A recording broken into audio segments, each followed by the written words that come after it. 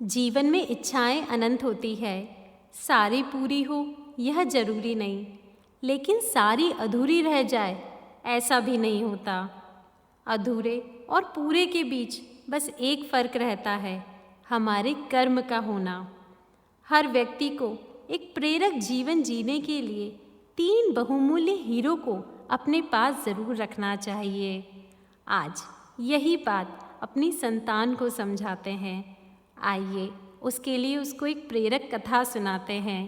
सभी माताएं अपने दोनों हाथ अपने गर्भ पर रख लें, कोमलता से अपनी आंखें बंद कर लें और अपनी संतान से कहें, आओ मेरे बच्चे, मैं तुम्हें एक कथा सुनाती हूँ। एक महात्मा जी नदी के किनारे बैठकर सुबह सुबह आवाज़ लगाया करते थे, जो चाहोगे वह पाओगे। यह उनका प्रतिदिन का कार्य था। नदी पर स्नान के लिए आने वाले लोगों को लगता कि वृद्ध होने के कारण महात्मा जी पागल हो गए हैं, इसीलिए बोलते रहते हैं। सब उनकी बात का खूब मजाक उड़ाते, कोई ध्यान नहीं देता। पर महात्मा जी तो सारी बातों को अनसुनी करके बस अपनी आवाज़ें लगाते रहते। एक दिन वहाँ से गुजरते एक परदेसी ने उनकी आवाज़ सुनी तो ठिठका। आवाज़ सुनकर वह महात्मा जी के पास चला गया।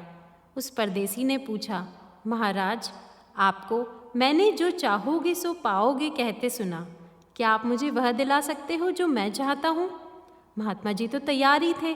हाँ बेटा, तुम जो कुछ भी चाहते हो मैं तुम्हें ज़रूर दिला सकता हूँ। यही तो मैं रोज़ कहता हूँ, तुम्हें जो चाहिए सब प्राप्त करा दूंगा, बस मेरी एक शर्त है। युवक ने कहा, महात्मा जी, अगर आपकी किसी भी शर्त मानने से मेरी मनोकामना पूरी हो सकती है तो मैं आपकी हर शर्त मानने को तैयार हूँ। बस आप मेरी इच्छा पूरी होने का रास्ता बताएं, मुझे क्या करना होगा? महात्मा जी ने कहा, तुम्हें मेरी बात बिना कोई प्रश्न किए माननी होगी। जो कहूँगा उसे पूरी तरह मानना होगा। यदि कोई प्रश्न किया तो फिर मेरा मंत्र निष्फल हो जाएगा। अब बोलो, क्या संभव है तुम्हारे लिए?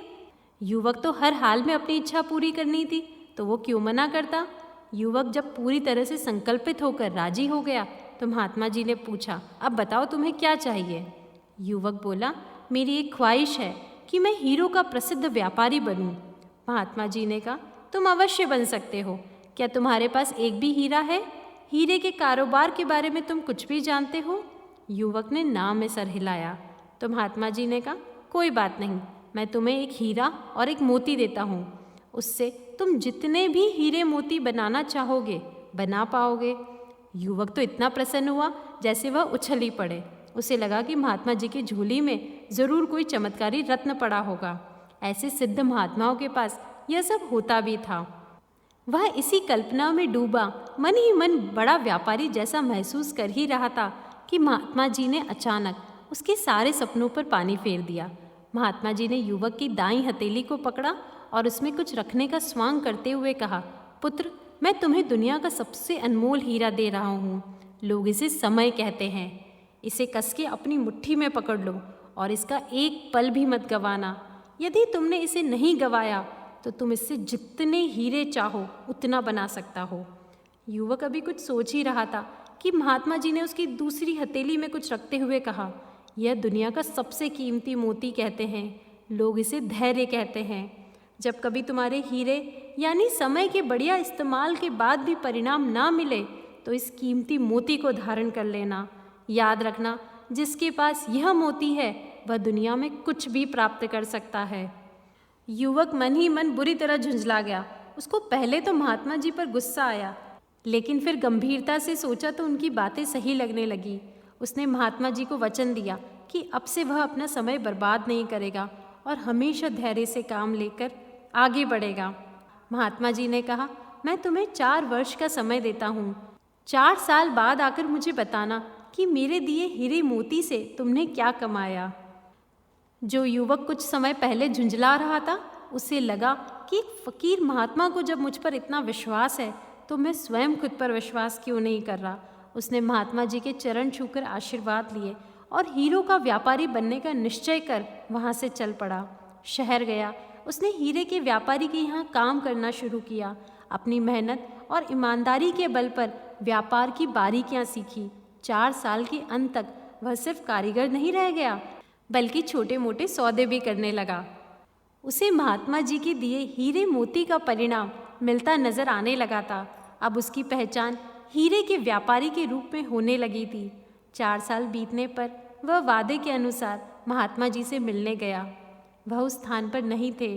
उसने उनके शिष्यों से पूछा तो पता चला महात्मा जी का देहांत हो चुका है। शिष्यों ने बताया कि महात्मा जी ने मरते समय तुम्हारे लिए घड़े में कोई संपत्ति छोड़ रखी है, जाओ वो लेकर आ जाओ। उसने वह घड़ा खोला। घड़े में कागज के टुकड़े पर लिखा था, मुझे पता है तुम अब कारोबार सीख चुके हो, धन की तुम्हें अब कोई कमी नहीं रह गई है, अब तुम एक अच्छे व्यापारी बन गए हो। अब एक चीज़ तुम्हारे पास से लुप्त होने वाली है, वह है संतोष। इसलिए मैं तुम्हें जीवन का तीसरा अनमोल रत्न संतोष देकर जा रहा हूँ। इसे अपने साथ हमेशा गांठ बांध कर रखना। अब तुम बड़े व्यापारी के साथ साथ बहुत सुखी इंसान भी बनोगे। सचमुच मेरे बच्चे, यही 3 अनमोल हीरे होते हैं जीवन के, जिसे अगर हम अपने साथ रखें तो दुनिया की कोई वस्तु ऐसी नहीं है जो हम ना पा सके। और सब कुछ पाने के बाद भी हम जीवन में संतोष को धारण करेंगे, तभी हमारा जीवन सुखमय बन पाएगा, संवेदनशील बन पाएगा। यह एक अनमोल सीख महात्मा जी ने हम सभी को भी जीवन के लिए दी है। इस बात को तुम अपने पूरे जीवन में याद रखना मेरे बच्चे।